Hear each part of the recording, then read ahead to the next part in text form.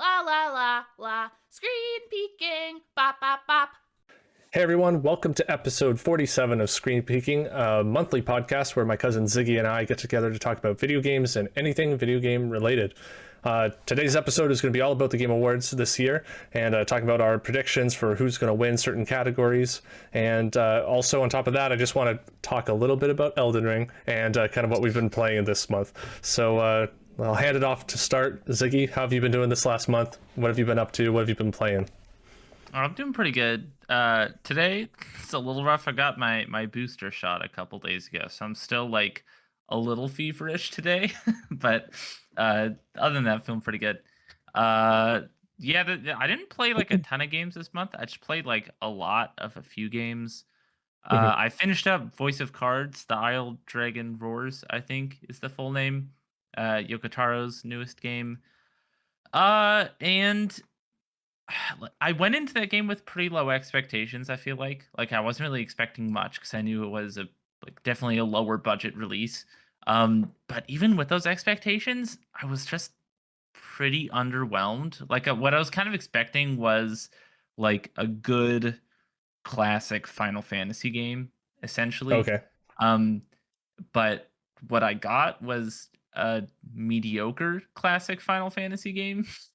Which is really unfortunate. Like the story to me was just really unremarkable. Mm. Like it felt like just a basic ass RPG story with a bit of that like Yoko Taro magic sprinkled in, but like not enough to really make it feel special. It was just like there's a few twists that I thought were really cool, but overall it just didn't really do much for me. Um, the actual like gameplay and art though I thought was pretty fun. It's a really easy RPG for sure, but I don't think that necessarily detracts from it. Like for me, most time when I was playing it, I was just like chilling out because I had got that one on my Switch. I don't actually play a ton of games on my Switch, but I was having a nice time just like on the couch in front of like the fireplace or something with that one, with like a Hmm. cup of tea, chilling out, playing this very soothing, easy game with like a very deliberately slow pace. But I don't really know if I'd recommend it to people, to be honest, which is unfortunate because I don't know. I was wanting more out of it. Right. Um, but outside of that, I played a metric shit ton of Forza Horizon 5 over the course of like a week.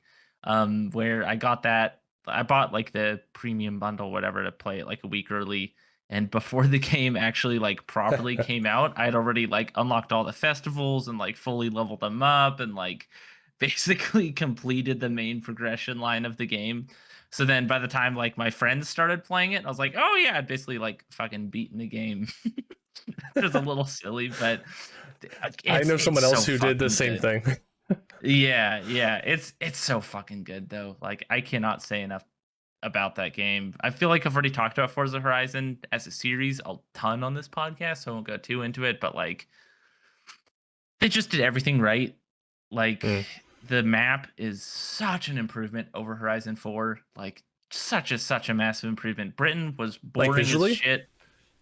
Just visually and also just like the vibe of it, how fun the roads are to drive on. Like Britain was just fucking dull because it was just like plains and kind of boring houses.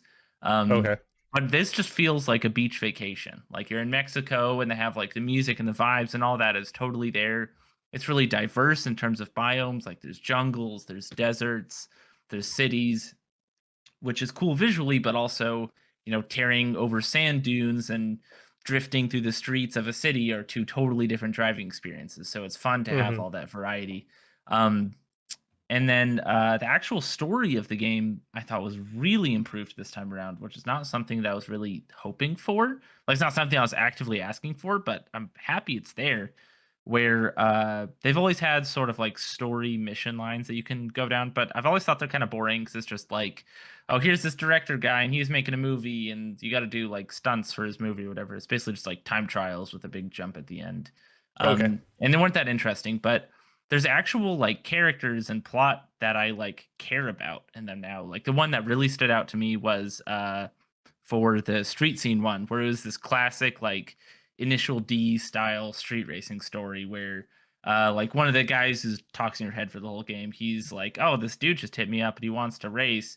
Like, I don't know what his deal is, but he seems pissed. And you talk to this guy, he's like this bitchy rich dude who's like talking shit about you. You're like, oh shit. And you have to like race all the guys in his racing team who are all these like cocky assholes that you beat. And they're like, oh, how did I lose? This is crazy. And all this stuff. And it's just fun. Like, it in the same way like Initial D is fun. And that was super cool. Um, yeah, I adored that. My only big complaint, and this is actually a pretty big complaint, is I haven't played it in a bit, but the last time I played it, the online was fucking broken as shit. Like legitimately unplayable. I couldn't get into races with my friends. I Oh, did really? like a few times, but it was really a gamble if we'd get into a game and be like, all right, will this Hmm. work literally at all? Who knows? That really sucks. But I played like most of my hours in this game so far have been solo, so that hasn't affected me a ton. But so far, every time I've tried to play with a friend, it's just been a bad experience technically, which really sucks because 4 was like flawless in that regard. So I don't know if Yeah, that's that's been really fixed weird. yet. It's been a few weeks since I last played it, so maybe it is fixed by now. But yeah, that was very disappointing for me in that regard. But at the same Hmm. time, I'm sure that'll get cleaned up. Yeah. And then so after that, I was playing a bunch of Inscription. Inscription fucking rules. I feel like it's one of those games everyone's heard about but no one's played, which is so Yeah, frustrating to me I'm so because curious about it. you need to play it to understand it. Like I really don't want to talk about it too much because it is a card game on the outside.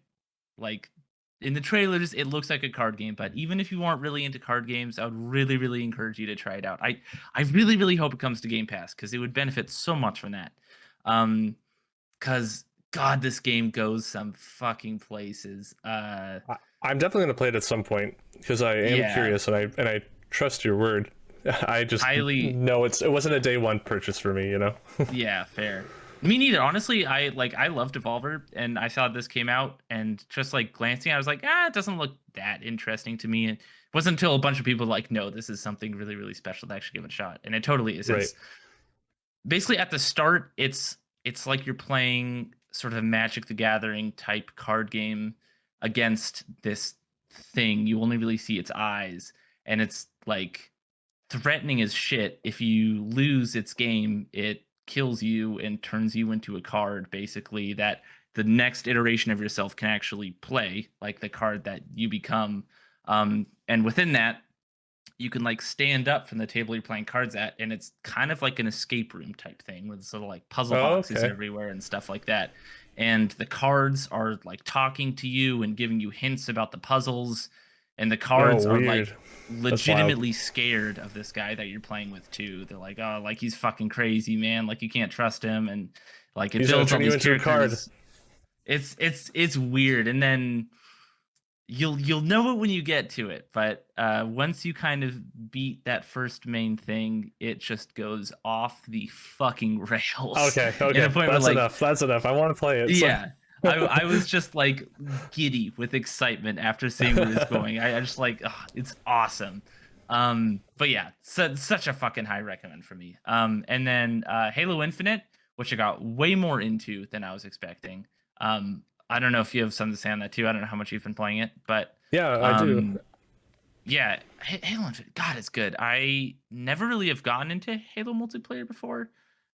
Hmm. Or Halo in general just hasn't really been my thing, but I gave it a shot like a few days after it came out, and just like immediately that first game, like, oh, this is fun as fuck. Hmm. Um, there's I can't entirely say why, because these types of games I usually don't enjoy like at all, but I think it's the longer time to kill than most shooters does a lot for me, I think. That's what Um, I loved about it when I was younger compared to Call of yeah, Duty and other stuff. like someone can shoot me in the back and I can pretty comfortably like turn around, and if I'm better than that guy, then I can win that firefight. Whereas Yeah, yeah, Call of Duty, if someone shoots you in the back, you're dead. yeah. Kind of no matter what you do, because you die so quick.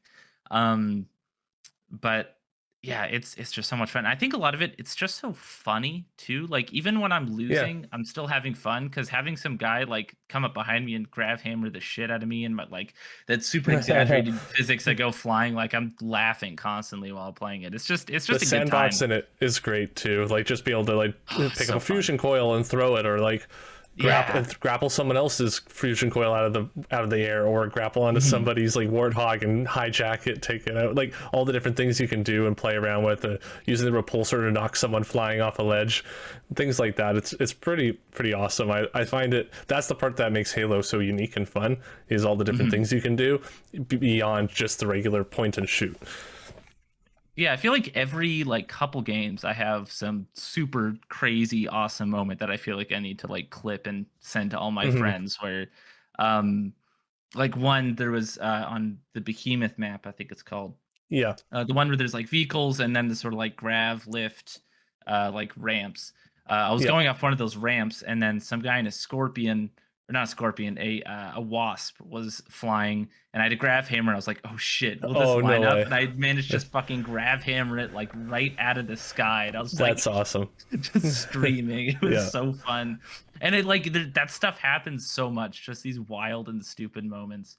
Yeah, Um, that's exactly and it. I yeah, I started doing like 1v1s against one of my friends in that game, Hmm. with just like fun game modes. Like we did a 1v1 skewer only match, which was fucking terrifying because like it's a one shot no matter where you get hit basically. So you're trying to find the other person, but if they see you before you see them, you're just gonna die out of nowhere. It's just like Yeah. ooh, super tense all the time. It's awesome. It's such a good time. Yeah. I've been like very deliberately trying to not be competitive at the game because I know the Mhm. moment I start taking it more seriously, I'm just gonna have less fun with it.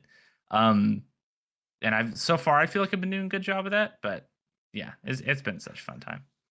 Yeah, my only negative for it, and the only reason, like, so I played it like the first 3 days straight that it was out, and that was all I was doing in the Mhm. evenings. But I haven't played it in a few days now. I haven't played it since last. Wait, when did it come out? Was it last week? I don't I know. feel like it was last week. But I think anyways, so. I haven't played it in at least 4 days. So, and that's because I don't really want to play Oddball or Capture the Flag. I want to play some other modes. And the fact that they've just kind of like locked you into these few modes, Yeah, and I every agree. other Halo has like launched with all these other game modes and ways to play. I mean, I didn't play Halo 5 when it came out, so I don't really know for that one. But like I miss the having the whole variety, and then having like custom games that would eventually get adopted, or you have all these different variations too of modes. So you have like, say, I don't know, Juggernaut, where like you have the one person who's like really powerful, and you have like variations of that, and like what kind of buffs and like negative things that they have going on. I don't know. It was just like there was a lot of different modes you could play. Infection was a fun one, and I don't know, Griffball. Like there's all kinds of different modes you could do, and I just kind of miss the variety, because like I don't mind Capture the Flag, I don't mind Oddball at all, but I don't want to be just playing those over and over. Plus, they're like Mhm. quite long matches. Like I do like the occasional just Slayer, just killed other people, and Mhm. sometimes you're just trying to like get this ball, and like you're trying to get it to 100 points, and you're like neck and neck. So then it ends up being like a 200-point match almost, and you're like, this took forever. I have a 30-minute XP bonus buff thing or double XP thing, and you're like, my Mhm. 30 minutes was almost all gone from that one match, and I only did one challenge, so I got 100 XP for my Yeah. battle pass. It's like, that's sad. That's just not fun. So for me, I was like, you know what? I'll play this once they're putting it out there. Hey, it's beta, so you know what? I'll play it when it's out, and then and then Mhm. I'll start working on progression and stuff like that. But yeah, the game is so fun to play, and the armor looks awesome. The stuff that you do get to unlock does look fantastic. Yeah, I that's definitely my biggest complaint too. I often just want to play Slayer. Like most of the time that's just what I want to play. Hmm. Like the other modes are fun enough. I think I actually quite like Oddball. I feel like that's kind of a hot take. Most people I've talked to are really not a fan of it. Um but I just like want to have fun. I don't want to worry about objectives. Hmm. And yeah, I really, really wish that they had just mode specific playlists. Or even the way that you do it in like Titanfall or something where you can just choose which modes you want to queue into, like just check some boxes and then hit go. Cause for me, Hmm. like I fucking hate dominant or strongholds. Like that one's really not fun to me. Right. Um, Yeah. And so if I could just uncheck that, I'd be a lot happier. Um, Hmm. and it's yeah, that's the one thing that's kind of making me not play as much too. But I am hoping in the full release they'll add that in there. I'm not sure if that's been confirmed or not yet, but I don't think so, um, but hopefully. yeah. And because a lot of people have been complaining about the progression, I don't really care that much about that personally. Hmm. Like, I don't know, it's a first person game. I don't care about how I look that much. Um, Yeah. but just playing the modes that I want to play would be a big help in terms of my enjoyment of the game. Yeah. I know that it's just not the kind of game I'm going to enjoy the same way I did when I was younger too. So, but Mm, it does play fair. well, and I like that it exists. I'm looking forward to playing the campaign though on December 8th. I think that'll be fun to try out. I totally Mm, forgot about that, so I guess we'll be talking about that on the next episode. true. Yeah. Um, is that it for you for games this month? Or Yeah. Yeah. That's it. okay. For me, I've just been playing. I got to play the Elden Ring network test this month, so that was really, really Heck exciting. yeah. The closed network test. So I felt super lucky and fortunate that I got to get in there and actually run around. I played about 8 hours total over the 5 different like 3 hour sessions they had, Hmm. and yeah, I've recorded tons of stuff. I was a little hazy on whether I could legally share stuff if being not one of their like popular streamer people. So all I could find was that they said they don't want me streaming it.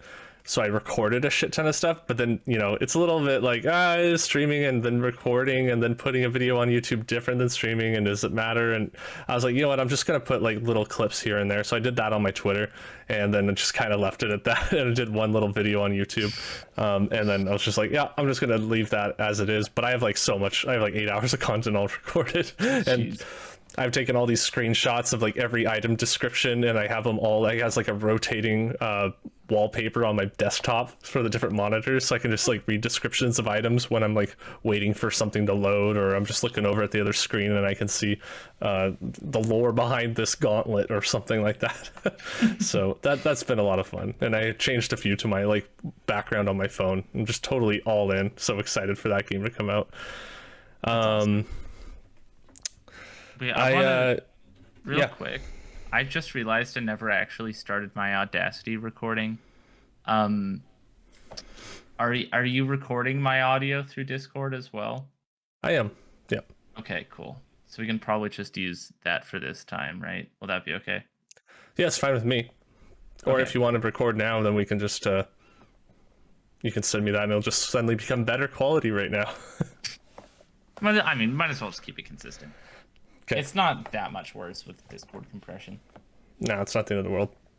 Um, yeah, and then other than Elden Ring, which yeah, super great, definitely Dark Souls plus Breath of the Wild mixture. I finished up Dark Souls 2 on stream because that's going through all those games on as I wait for Elden Ring to come out, and started Dark Souls 3, which is a randomized run, and I'm really close to the end. I've played about 3.5 hours today, and I played like 2.5 hours last night. I think it was.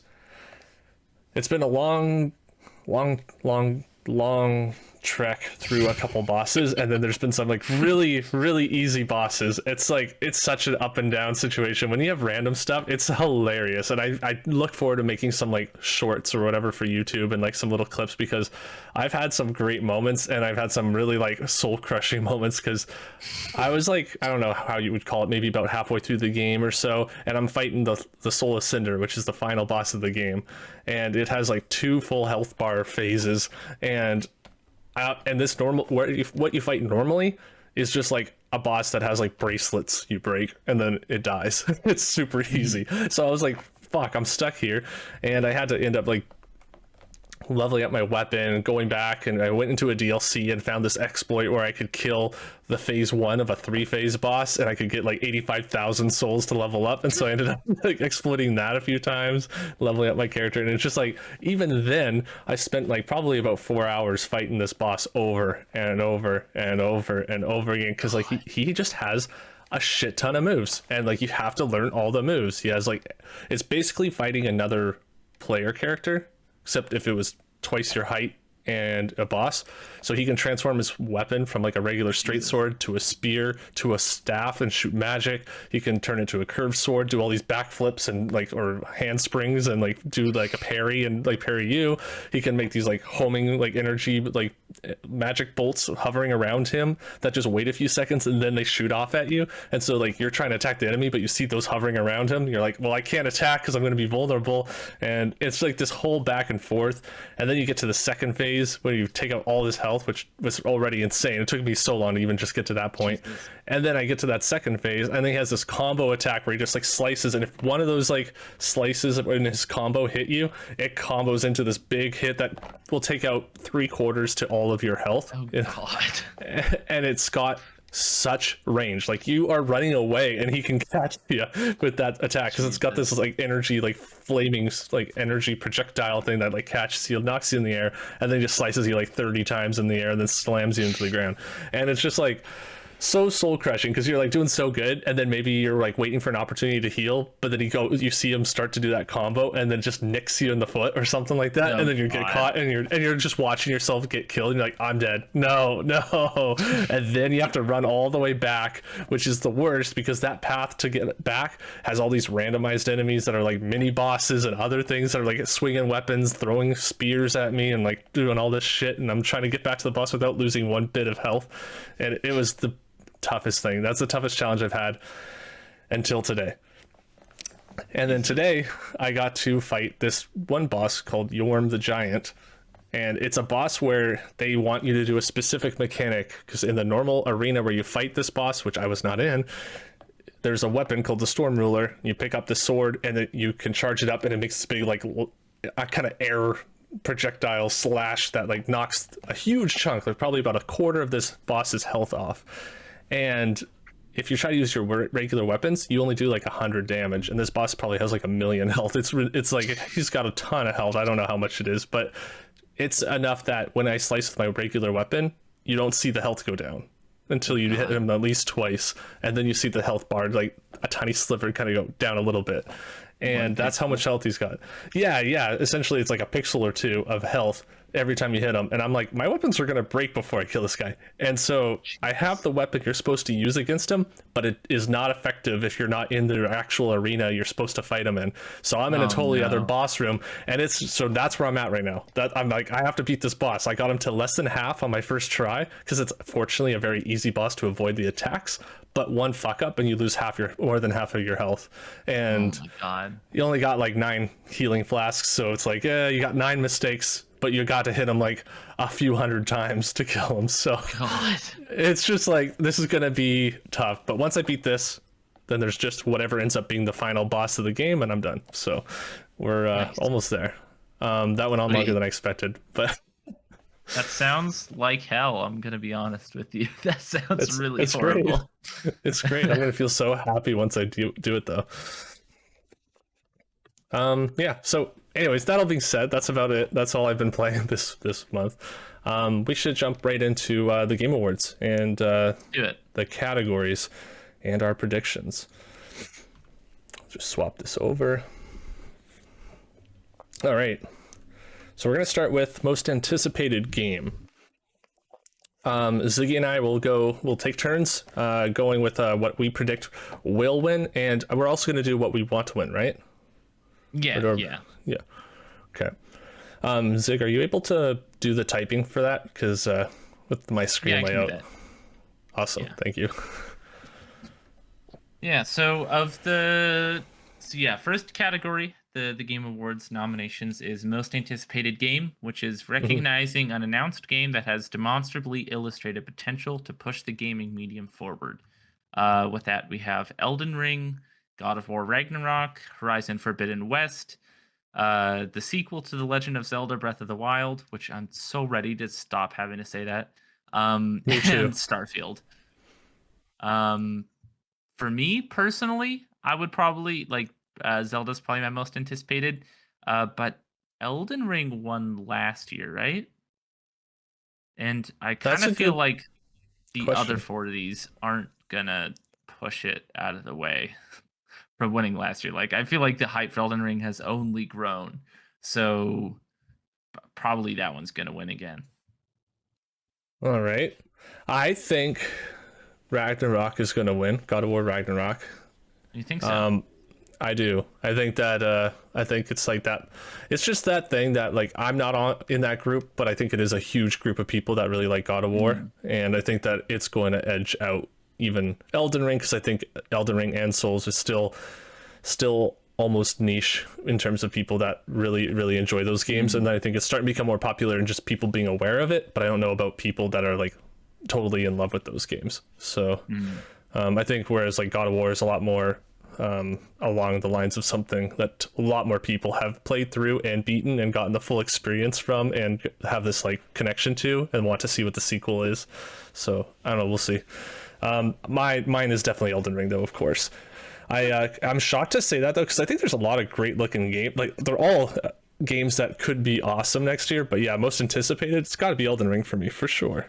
Zelda Breath of the Wild sequel thing would have been my second choice, but Yeah, God of War Ragnarok. I don't know if we've like seen enough about it for people to be like I don't know. Well, I feel like I haven't heard like that much hype about it personally. seen Like more I feel gameplay like for that if we than Breath of the Wild sequel. Have we seen any gameplay of Ragnarok? Yeah, they showed a bunch of scenes, kind of the same way that they did the Breath of the Wild sequel, I must have but missed it that. was a little bit more. It looked like God of War 2016 or 2017, but in 4K. Nice. All right. So next category is Best Debut Indie, which is for the best debut game created by a new independent studio. For this, we have The Artful Escape, The Forgotten City, Kena Bridge of Spirits, Sable, and Valheim. What do you think?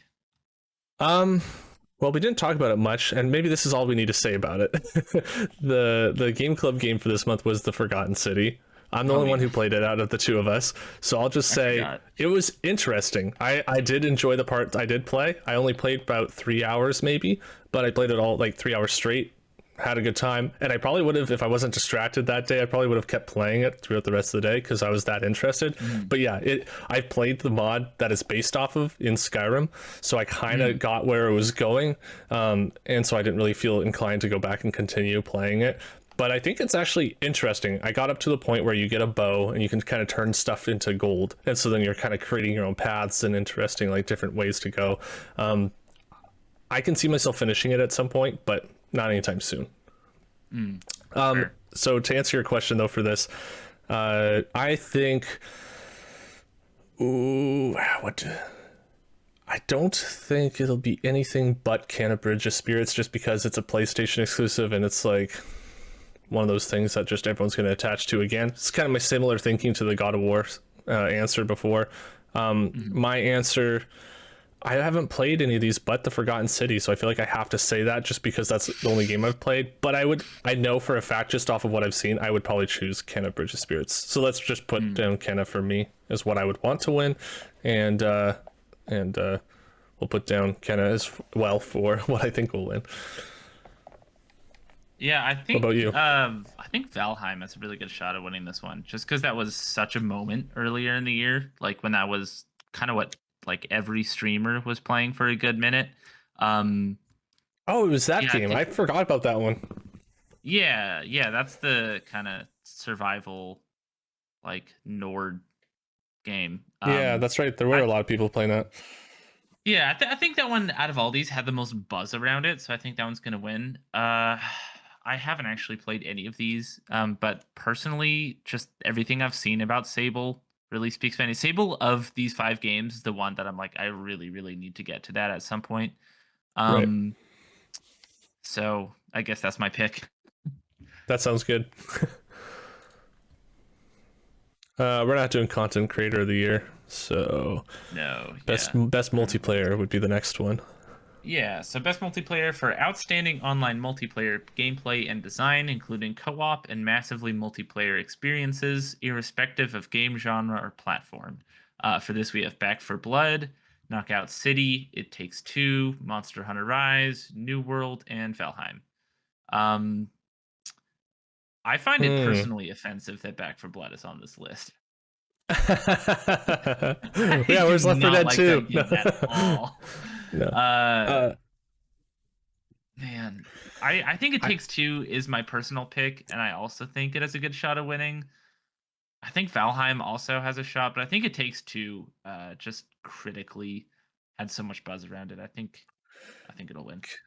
can I just say how funny it is to me that like Halo isn't on here because it came out this year? Like, Didn't it come out after the cutoff date though? yeah, I know there is a cutoff date, and I Yeah. get that, and I totally understand why that needs to happen. But it's just funny to me how you and I were just talking about, oh yeah, Halo's so Yeah. fun, best multiplayer game. No Halo. It's like, oh okay, Yeah. well, all right. That's kind of why I feel like having the cutoff date be in like November is so silly to me, because I feel like so many of the game of like the year's biggest and best releases are in that November December period. So that's such a it's such a strange cutoff. I don't know. Because yeah, having Back for Blood in here but not Halo is so silly to me. I don't Yeah. know, man. Sorry, what was your answer? I missed that. I just My answer is It Takes Two in terms of my prediction and what I'm rooting for. that's actually the same for me.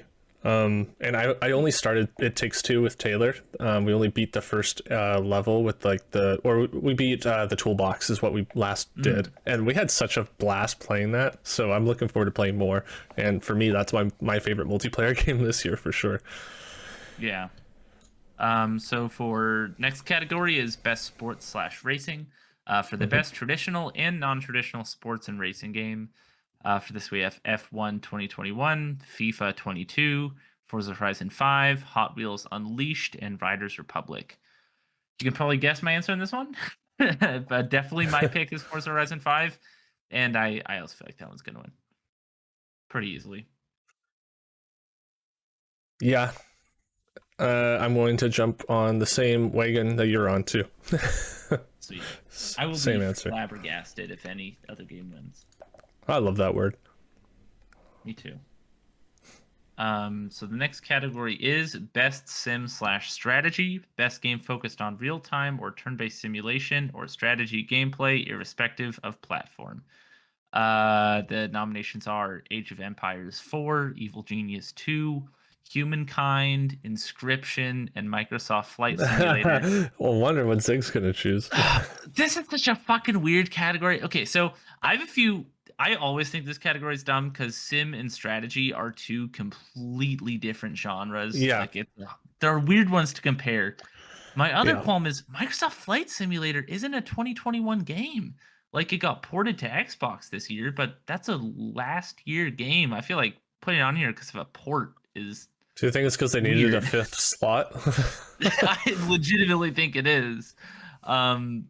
I don't know, man. I mean, my pick is Inscription, but at the same time, like that's such a weird game to compare against like Flight Simulator and Age of Empires, but I don't know. That's my favorite game. I think From what? Sorry, go ahead.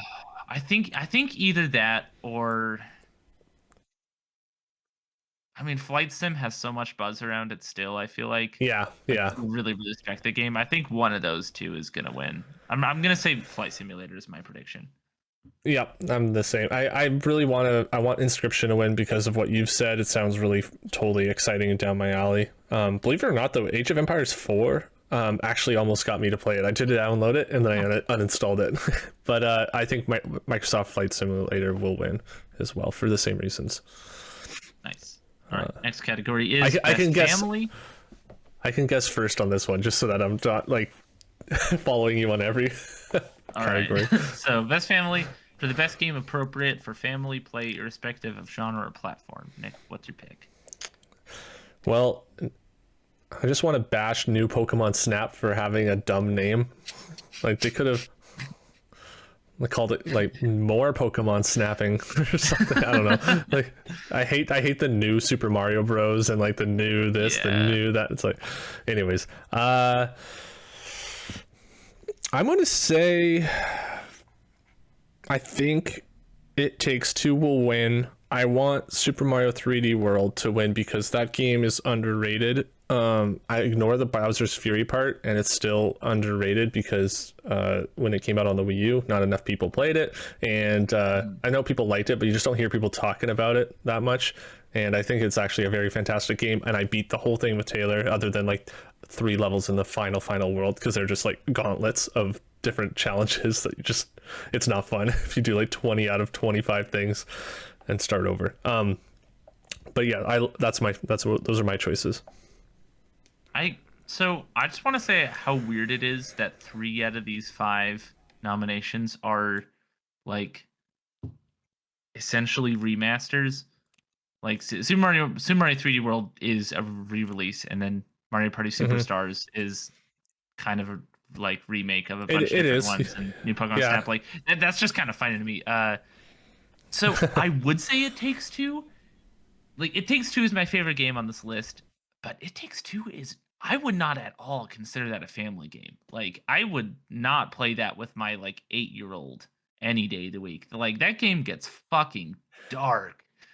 My argument is right now, me and Taylor, that's our family right now. We were playing it. True. Yeah, but like I don't know, when I think family, I think, games that are fun for adults and kids. It Takes Two fucking like it goes some places, man. I played the game with my partner, and they were sobbing for like a good half hour from one of the scenes in that game because it just gets fucked up. But that's my favorite game on the list, and I guess if you do consider it a family game, it's the best family game of the year. But that's my personal pick. I also think it's gonna win. Um, yeah, yeah. I mean, a lot of these Super Mario 3D World, I think I didn't play it, so can't really speak to it. But I think just because it's a re-release, I don't know if it'll get quite as many votes. Yeah, And from what I heard, people didn't really love Pokemon Snap and WarioWare Get It Together like that much. I agree. Mario Party Superstars, I mean, it's a Mario Party game. Like, it seems like it's a really good Mario Party game, but Yeah, it sounds like it's the first good one in a while because they re-released stuff. It's basically an old one, yeah. Yeah. Yeah, It Takes Two is my prediction. Was that your prediction as well? Yeah. That was my prediction, and the Mario World one was what I want to win. All right. Next category is Best Fighting Game. For the best game designed primarily around head-to-head combat. For this, we have Demon Slayer, Kimetsu no Yaiba, the Hinokami Chronicles, Guilty Gear's Drive, thank you, Melty Blood, Type Lumina, Nickelodeon All-Star Brawl, and Virtua Fighter 5 Ultimate Showdown. I have played none of these games. I have no idea. I don't know. Guilty Gear Strive looks cool. That's my pick and my prediction. Yeah, it's the one I've heard the most about. Other than like Nickelodeon All-Star Brawl, but that was more in like a meme kind of thing where like everyone I was watching playing Smash Bros suddenly jumped over to that game for a little bit, and I'm like, oh, this looks stupid. Yeah, I hear great things about Guilty Gear. I agree, the art style in it looks so good. Yeah, I'll just choose that for both too. I don't have much to say on this category too much. Yeah, Smash Bros, that's the one I say should win. Next category is Best Role Playing. For the best game designed with rich player character customization and progression, including massively multiplayer experiences. Yeah, so for this we have Cyberpunk 2077, Monster Hunter Rise, Scarlet Nexus, Shin Megami Tensei 5, and Tales of Arise. Shin Megami Tensei? Yeah. Yeah, it came out a few weeks ago, I think. Okay. Maybe a month ago. I don't know. Recently. What do you think? What's gonna win? Not Cyberpunk. I could. Do you think that will win? Cyberpunk reviewed pretty well critically. So I feel like for the jury, I could see the jury being in favor of it, but I don't know. I don't. I think that they'd be like, my credibility is gone if I say this game wins a category of anything. I think Shin Megami Tensei 5 will win. I don't know. I'm just guessing here. I want Cyberpunk to win. I don't know. I honestly don't know like any of these games other than Cyberpunk, but I don't think it should win. Yeah, I mean, I played regardless. a bit of I'm Scarlet basing it off of Nexus. launch, not post patches. Yeah, I played a bit of Scarlet Nexus. I haven't played any of the other ones, except for Cyberpunk, obviously. hmm Fuck, man, I don't know. I mean, the more I think about Cyberpunk, the more I honestly kind of like it in retrospect. But it's like, as in, I don't like it in terms of a role playing game. You know, Yeah, like it's not the best as role an playing action game. game and a story game, it's quite good, I think. But as an RPG, it's not great. Also, it didn't come out Um, in 2021, so I don't yeah, but like it choosing cut it off. because of that. I don't know. Isn't this called the Game Awards 2021? And then you're choosing I the know. best role playing game. That's why it's Anyways, weird that it's in early December. But fuck, I don't know what's gonna win here, man. Because you're right. I think Cyberpunk 2077 just has too much controversy for people to vote for it. oh, I changed my mind. What's your new prediction? Monster Hunter Rise to win, and that's what I want to win. Okay. Okay. I think fucking I don't know. Shin Megami Tensei 5. I feel like no, because no one fucking plays that game. Tales of Arise. I don't know. I'm pulling out of my ass here. Nice. Tales of Arise, and you picked Monster Hunter for both. I would have been so choked though if you chose Shin Megami Tensei 5 and then like you win that category. I'm like, damn it, I should have just stuck with my choice.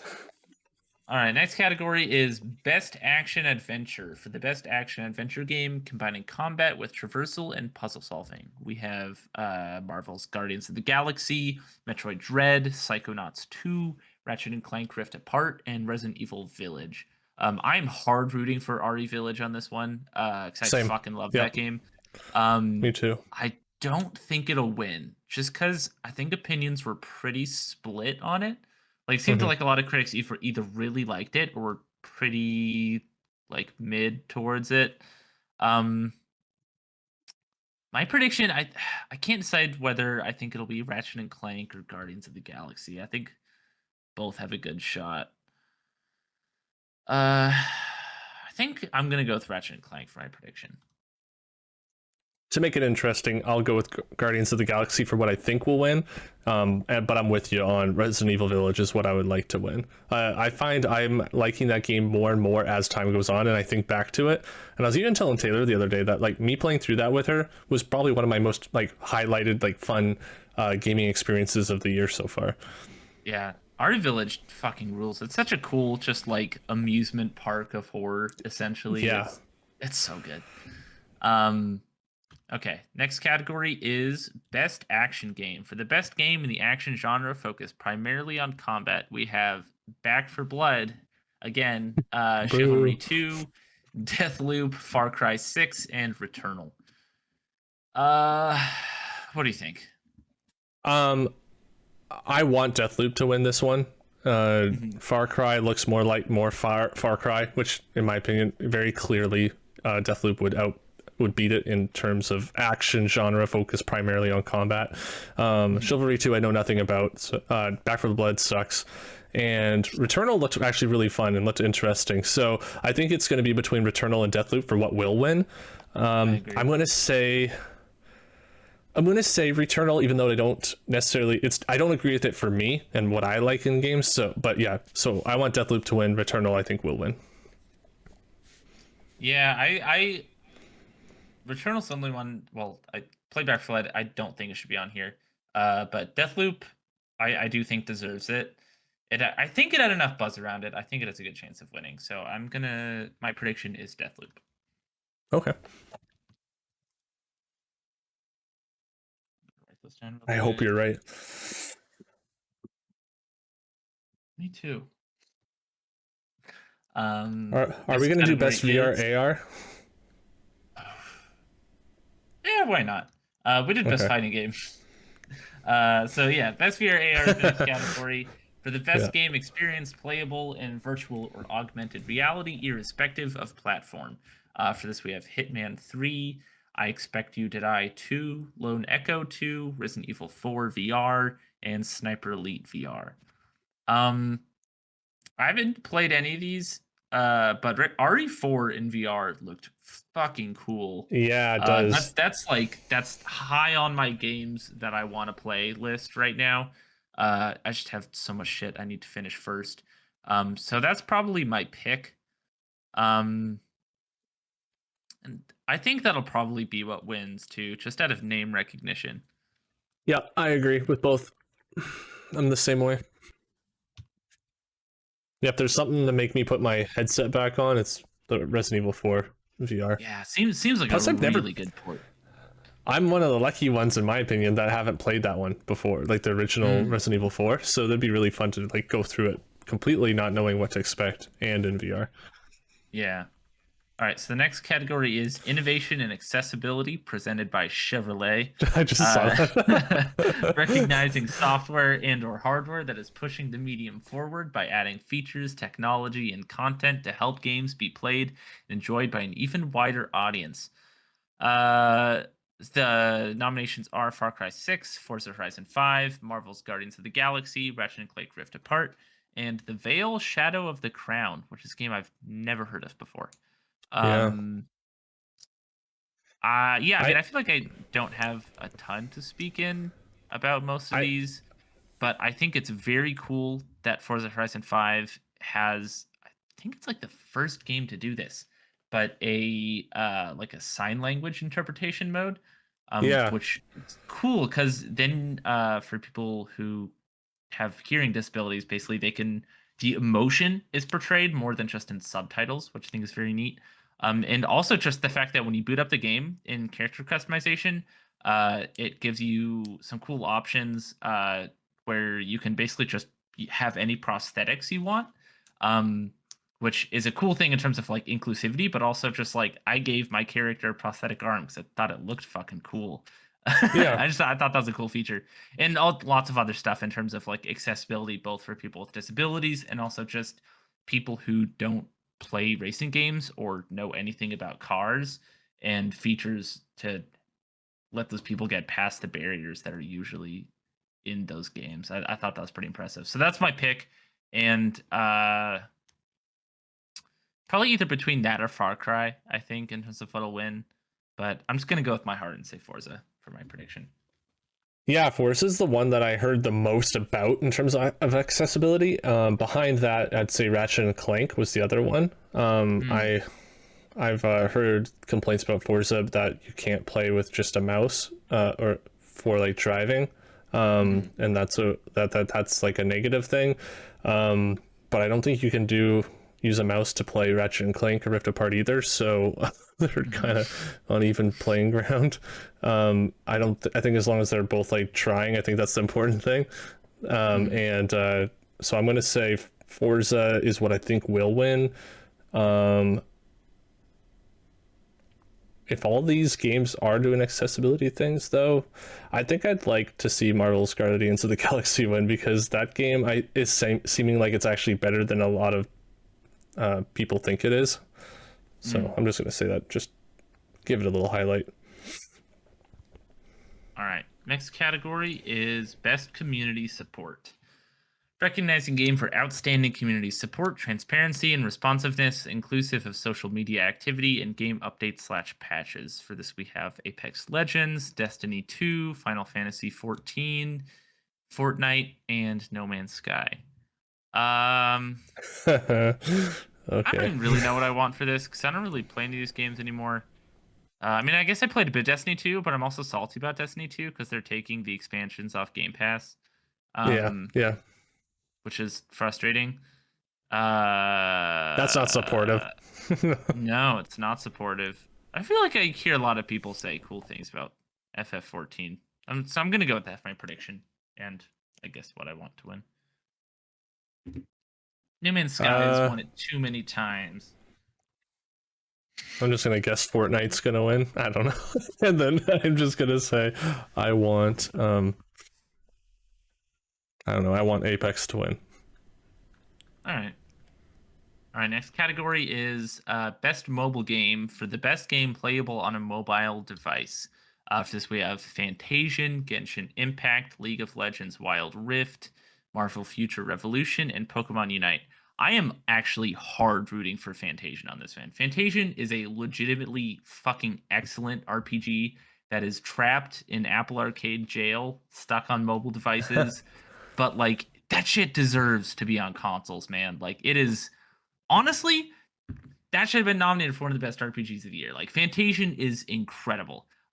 You So I'm just like hard it because rooting it's for this that. like chick with white hair. It reminds you of Nier. Come on. That's No, like when it's I saw just the picture, fucking that's what I thought it was. I was like, oh, it's a Nier game, and I didn't look down. And I was Nobuo like, what is this? Uematsu No. making the OST. Like you get that original Final Yeah. Fantasy talent on there. Are you kidding me? It has pre-rendered backgrounds. What game has pre-rendered backgrounds in 2021? It's Oh, it's fucking that one. awesome.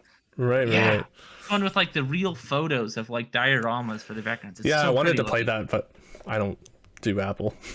Yeah, fair. And that's what's stupid. It should be on the devices. But anyways, Genshin Impact's probably gonna win just because name recognition. I don't know. That's kind of both my answers. What I think will win and what I want to win, because it's the only one I've played out of all these. Yeah. Did Genshin Impact come out this year? So they came out last You know, year. I don't. I think it came out last year as well, but must be within that period of time. Like I thought it was nominated last year. I don't know.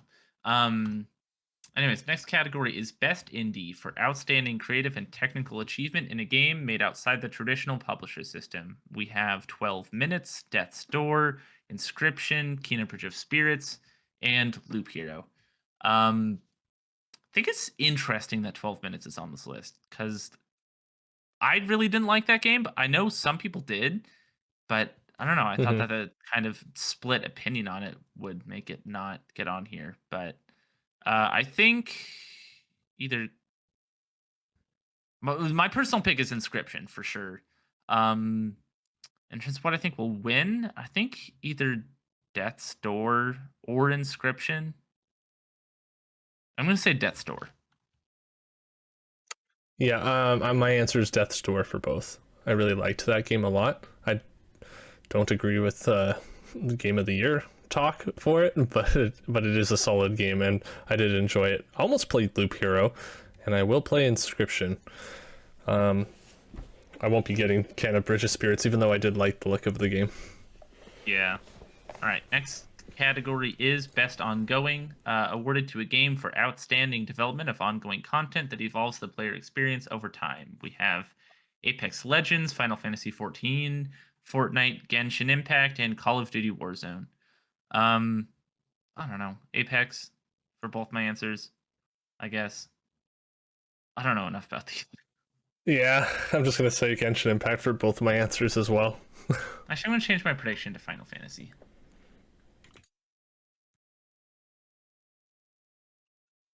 Okay, hang on. You said Genshin Impact for your prediction? Yeah, for All both. right.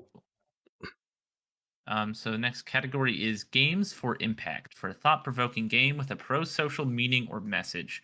We have Before Your Eyes, Boyfriend Dungeon, Chicory, A Colorful Tale, Life is Strange, True Colors, and No Longer Home. What do you think? uh, I don't know any of these games. So like I played Boyfriend Dungeon, and that was an entertaining, funny time. But I didn't beat it. I played it like a couple hours. Yeah, similar for For a me. thought-provoking game with pro social meaning or message, I guess I'll say I want Boyfriend Dungeon to win just because it's the only one I played. But I think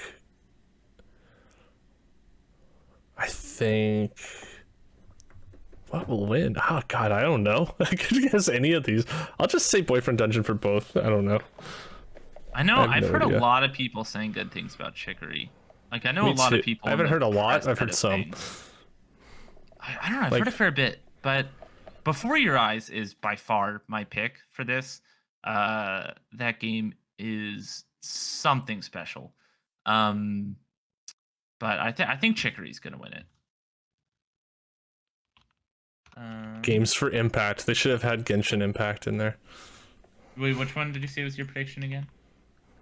I think I just said Boyfriend Dungeon for both. Okay, Genshin picked. Our next category is best performance, awarded to an individual for voiceover acting, motion, and/or performance capture. We have Erica Mori as Alex Chen from Life is Strange, Giancarlo Esposito as Anton Castillo in Far Cry 6, Jason Kelly as Colt Vaughn in Deathloop, Maggie Robertson as Lady Dimitrescu in Resident Evil Village, and Ozioma Akaga as Juliana Blake in Deathloop. My pick is definitely Jason Kelly as Colt Vaughn. I really, really liked his performance. Me too. It's the same for me, but I think it's like for me it was like back and forth. Like it really could go Julie with the Juliana or Colt. Like both of them they're both like so good, and I enjoyed both parts of that game whenever like one is talking to the other. But I think I laughed more and enjoyed more of like Colt's dialogue. So yeah, those two are close for sure. I think it's interesting that Lady Dimitrescu's voice actor is on here because I don't know, like that character is really popular, but the performance wasn't like particularly striking to me. And Giancarlo Esposito, I feel like is only on here because of celebrity status, which is kind of annoying to me. But yeah, I don't know. From what I've heard, he only has like 10 minutes in that game of actual. Yeah, he's the only voice actor though in that game, right? Just kidding. Okay, so you also said Colt's voice actor, right? Yeah, I agree. Colt did. He was so fun, and yeah, between him and Juliana's voice actor, that was difficult. For best audio the next design category, best audio design, recognizing the best in-game audio and sound design. So for this, we have Deathloop, Forza Horizon 5, Ratchet and Clank, Resident Evil Village, and Returnal. I feel like Forza Horizon 5 is both mine for this one. It's my pick, and I think it'll win. Just because this is like the one game on this list where this audio design was like part of its marketing. Like it's what people actually think about when they look at the game. So I think it's a good shot. I think Returnal will win just because I heard so much about I heard so much about the game and how like well it uses 3D audio and all the different things with the PS5. Like I know haptic feedback isn't one of the audio things, but I think it can enhance the audio, and I think there is something about all that together that just like might stick with people after playing it. So I think it will win.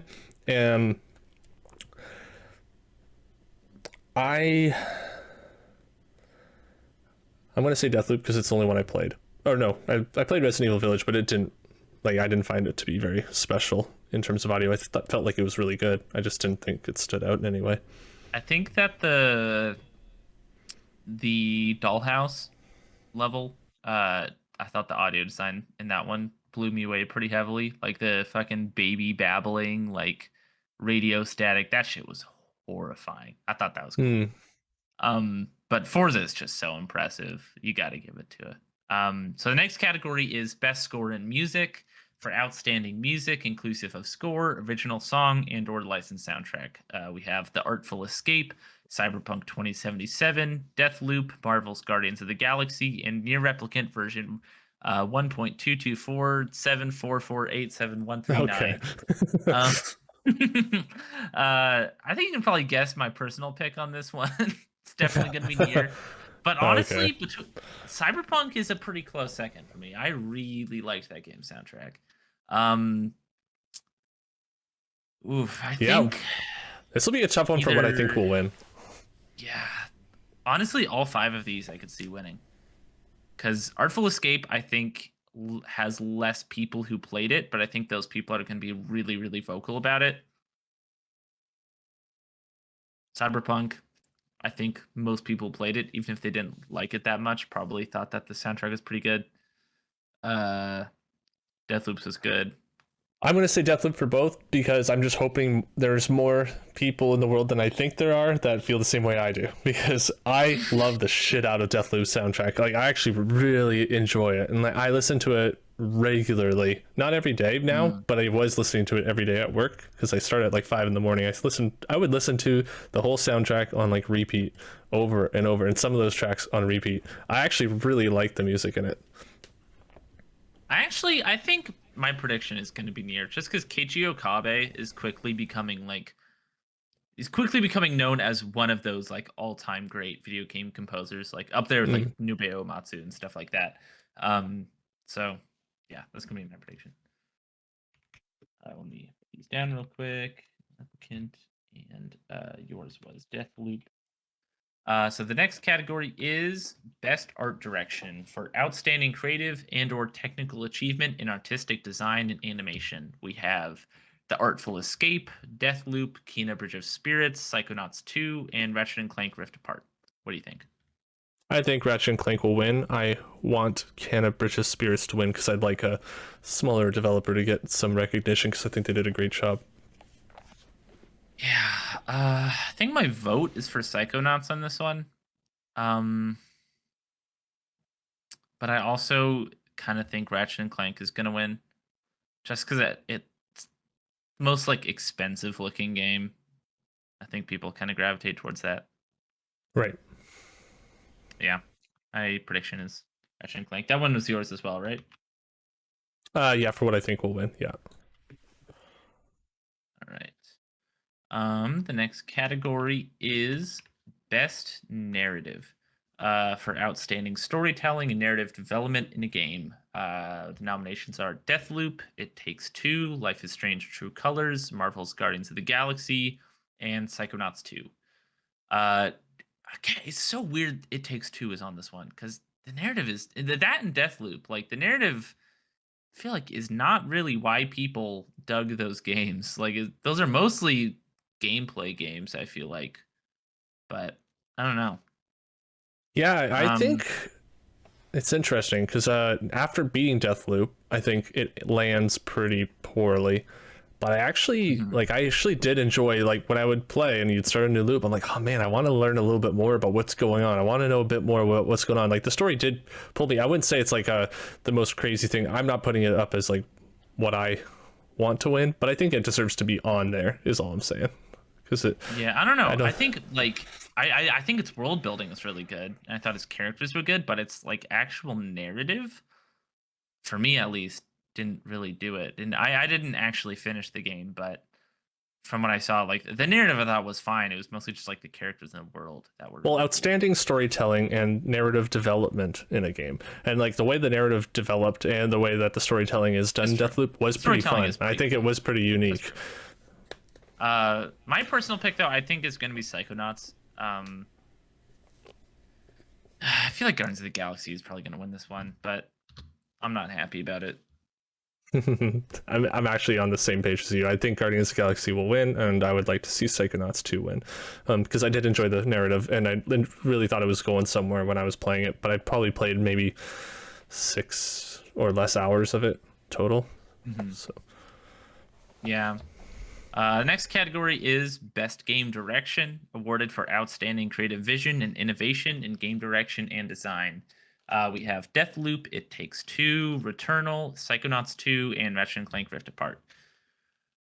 What do you think? uh I think I can guess your pick on this one. yeah. I mean I think this Deathloop deserves this category. I don't think it will win though. I'm gonna say You don't think so? actually no. I think it will. I'm gonna put myself down for both of those. For Deathloop. Yeah. My personal pick is It Takes Two, just because the that game design in that game is fucking flawless. Um, It is really good from just what I've played. It's really nice. It's really good, and it does not get worse ever. It That's only gets awesome. better. But I think Deathloop is gonna win it just because the prestige of the studio and the director involved, I think, will do a lot for it. Mm. Um, Can I just say for a sec, this is going to be this and a few other categories are going to be insane next year. If everything that's supposed to come out next year comes out next year, it's going to be Lord, wild. having like Elden Ring and Horizon and God of War and Breath of the Wild all just Starfield, duking it out again. God, it's gonna be man, it's going to be ridiculous. wild. Oh yeah, Starfield's supposed to come out next year. I don't believe that, to be honest. But Yeah, um, me neither. so the final category, Game of the Year, recognizing a game that delivers the absolute best experience across all creative and technical fields. For Hmm. this, we have Deathloop, It Takes Two, Metroid Dread, Psychonauts 2, Ratchet and Clank Rift Apart, and Resident Evil Village. Woof. What's your pick? Dude, it's Deathloop for both, and you're gonna see. It's finally we're getting an arcane game that's gonna get the recognition it deserves, and people are gonna be like, "Oh shit, this is amazing!" And then they're gonna look into Arcane. They're gonna realize one of the co-founders went and helped found Bullseye Studios, and that they have Weird West coming out next month, and I'm super excited to play it. And people are gonna start talking about Weird West a bunch in January. That's what's gonna happen. I've already said before that once I beat Deathloop, I talked about it on the podcast here, that like that's my game of the year until something else takes it out, and nothing has taken it out so far. So that is it for me. That's what I think will win. Nice. Yeah, I heard someone describe Deathloop as like Arcane's pop album. I think that's such a good way of describing it. Of like, it's what they do well, but like for the masses, and an easier way to get into it. Which, yeah, I think it's a good prediction. Yeah, I call my, it. my It's a personal dumb. pick. My Yeah. personal pick is probably RE Village. Honestly, That's cool. I don't know what's gonna win though. I think, yeah, honestly, I think my prediction is Deathloop as well. I feel like Yeah, they chose I mean, such a poor picture for the vote thing there. Right? It's like Yeah, it could have it's been kinda such a weird. cooler picture. I think Ratchet and Clank has maybe a shot at that as well, but I think Deathloop just had more buzz around it. Yeah, I think that's my Yeah, prediction. it's Deathloop. I say Deathloop is a dumbed down Dishonored 2, and I mean that in the Mm. best of ways, in that it's like the most easy to get into like arcane game that like is still really good and polished. And I have a friend of mine, Jeff from work, and I don't know if he'll listen to this or not, but he was talking to me about getting Deathloop or playing Dishonored 2, and like just talking about both those games. And I was like, honestly, I think you could start with Deathloop and play Dishonored 2 right after, and you'd get even more out of Deathloop or Dishonored 2 afterwards, because it just feels like Deathloop but way more you can do. Yeah. Yeah. So yeah, that's it. That's it. In our January episode, right, we're going to be going over our personal game awards. Fuck, my keyboard's RGB is wigging out. Our personal game of the year. Yeah.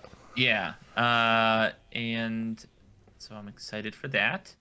But for now, do we want to jump into our favorite 50 games of all time? Yeah, let's do it. Bust a few of those out. Yeah, we'll All get right. through a few of those. Let's So yeah, do you we're wanna only going to do- have a little bit of let's do, time like, to finish this up. 11, 10, and 9. How's that Okay. sound? Sounds great to All me. right, so my number 11 is Half-Life Alyx. Half-Life Alyx, easily the best VR game I've ever played, to the point where it makes other VR games not fun. It's almost ruined the medium for me. But it is fucking everything I could have possibly wanted that game to be, and more, in terms of like insanely innovative, like completely breaking boundaries in terms of a totally new type of game design. The story being like, I thought we were getting just a regular old prequel, but little did I fucking know the whole franchise was going to be recontextualized with this shit in a way that makes me so excited for the future of what's to come. Like this gave me hope for another proper mainline Half-Life game again. Well, I say that, except that this is a proper mainline Half-Life game. Like, in many ways, this is Half-Life 3 in everything but name. And that is fucking awesome. And it's a like good ass Half-Life 3. Yeah, I don't know. This was also my game of the year last year. So you can hear me talk about that a lot more on that episode. But yeah, I won't go too into it because we are fairly crunched for time. What's your number 11? My number 11 is Dead Space. Oh, sick. I love that game so much, obviously, to have it be this high up on my favorite games of all time. Dead Space is one that I wait a second, hold on, wait a second. It is my number 11, but hold on. Do I have Dead Space 2 in here at all? I don't think I do. Oh shit.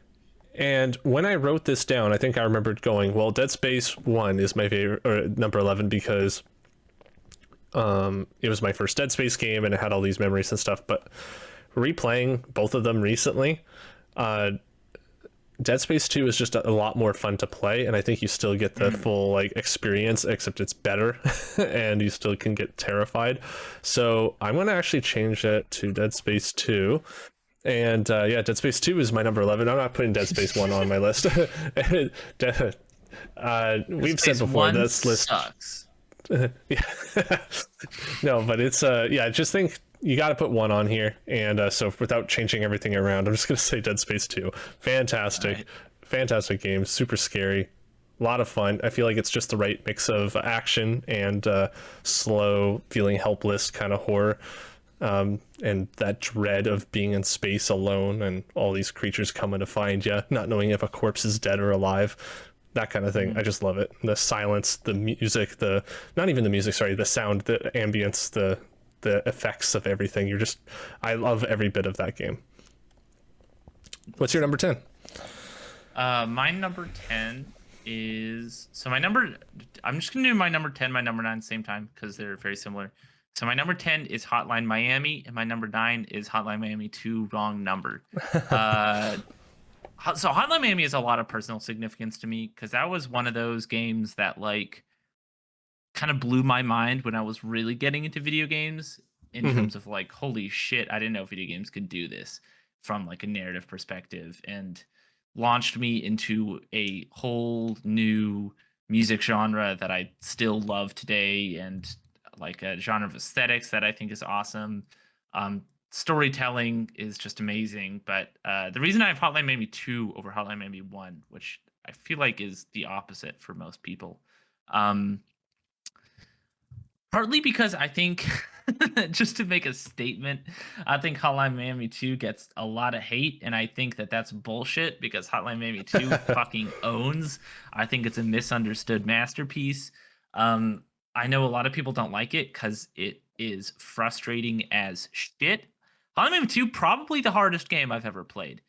Not even probably, but like a pretty good margin. That's one of those ones where I have spent like hours on a single screen just wanting to fucking die. Because it's stupid. It's not even tough but fair. It is simply unfair in the way that is just so fun. I don't know. It's, without getting too into it, like just the themes of those games, the level of depth and their narrative and gameplay, I think is so good. Like they managed to both not really take themselves too seriously and also tell like a really compelling and deep narrative, which is kind of a hard line to thread. Like it's simultaneously just a stupid action game that's like, oh, why do you play these games? Because killing people is fucking fun. And also like, oh, that's kind of weird. Like the answer to that maybe shouldn't be the best answer. But I don't know. Hotline Miami, it's awesome. Also, I think that's what kicked me into really seeing indie games as something that can do something totally different than AAA games. Because Hotline Miami is not the kind of game, especially the sequel, is not the kind of game that you would see from a AAA studio ever. Yeah. But yeah, I love those games. They have so much just personal significance to my taste. Cool. I still need to play because I went to play Hotline Miami, and for whatever reason it would crash every time I went to launch it on Game Pass. Oh yeah, you're talking about that. Haven't tried it since. For me, my number 10 is Zelda Ocarina of Time. And I think this game has been talked about so much by so many people. Obviously, it's a lot of people's favorite game ever. It's, known as like one of the best games of all time in general. Yeah, there's just not much I can say on it other than the 3DS version needs to be ported to the Switch. I don't care if it has 3D effects, but like that game, they improved on everything, and I think that it's like the way to play Zelda Ocarina of Time now, but it's just unfortunate you have to have a 3DS to play that. And I feel the same way about Majora's Mask, which is not my number 10, but just saying, like, those games need to be ported to the Switch or have another way to play those, because that just sucks. Like, I played them on my PC through an emulator, and that's fun, because then it's like not 340p or whatever it is. But also, I will say though, play a 3DS game through an emulator on your computer with a touch screen, and it's awesome putting the touch screen part of the DS on my drawing tablet over there, and I'm just like tapping it with my finger, like giant icons on my tablet. It's kind of just funny. Then my number 9 is Zelda Twilight Princess. And very similar games, obviously, just for the kid who grew up and wanted another Ocarina of Time, but more for teenager. Then you got your rated teen Zelda game, Twilight Princess. We got to be edgy Link, and he turns into a wolf because Twilight was cool. So I don't know. It's like that game had so much going for it, and I think it's just actually such a great game. It has fantastic dungeons. I think that they're better than Ocarina of Time. I think that it just kind of took Ocarina of Time and just like improved just about everything and added just a lot more. The only part that really sucks is in the beginning when you're forced into wolf parts and you're trying to collect I don't remember what they're called, like tears of light or something, in order to like become human again. Those parts are a little bit of a pain, or just a little bit slow in terms of pacing, I think. But once you get the Master Sword and you can go back and forth as you want, it's so fun after that. Those are my. Hell yeah. Hell yeah. Twilight Princess is so just like of its time. I feel like, in terms of what you're saying, just like the edginess and all that. And I used to kind of not like that about it, but at this point, I kind of respect the shit out of it for that. Like, I don't know, just like the atmosphere and the edginess, and the fact that was totally just what people were wanting at the time that it came out. I think it's fun to look back and kind of see that as an extremely. When did that game? That was like mid thousands, right? Like that it came out right before the Wii came out. Yeah, or like with the Wii launch. I mean, yeah, that game just like reeks of the mid thousands, and I say that in the most positive way, because I'm nostalgic as shit for that era. Yeah, I remember also like the big boobed bartender woman hitting on Link, and me as a kid being like, "Whoa, what's going on? Like, what's happening to Link here? Wait a second, leave him alone." I also remember Twilight Princess came out like a month later. I think, if I remember correctly, it came out in like November with the Wii launch, and then it came out in December for the GameCube. And I remember wanting the GameCube version, but I had to start playing it on the Wii, and then I eventually started over on the GameCube so I could beat it on both of them. So, yeah, good times. Yeah. That all being said, I think we're ending the end of the show here. You got to get going to work in a little bit, and I'm kind of out of things to talk about. Unless you have something else, I think we're good to just end the episode here. Yeah. Sounds good to me. For those who did watch this long, really do appreciate it. Please leave a like and comment if you have any like suggestions, or if you just want to join the discussion. If you check us out on Spotify or on Google Podcasts, please follow there. That'd be awesome. Help us out a lot. And check out Ziggy on his Vertical Slice podcast on Instagram, or not Instagram. What am I talking about? On Spotify. I just saw the word Instagram on my computer, so I said that. But yeah, any way you want to support us is really great, and we really appreciate it. So until next time, keep peeking that screen. See ya.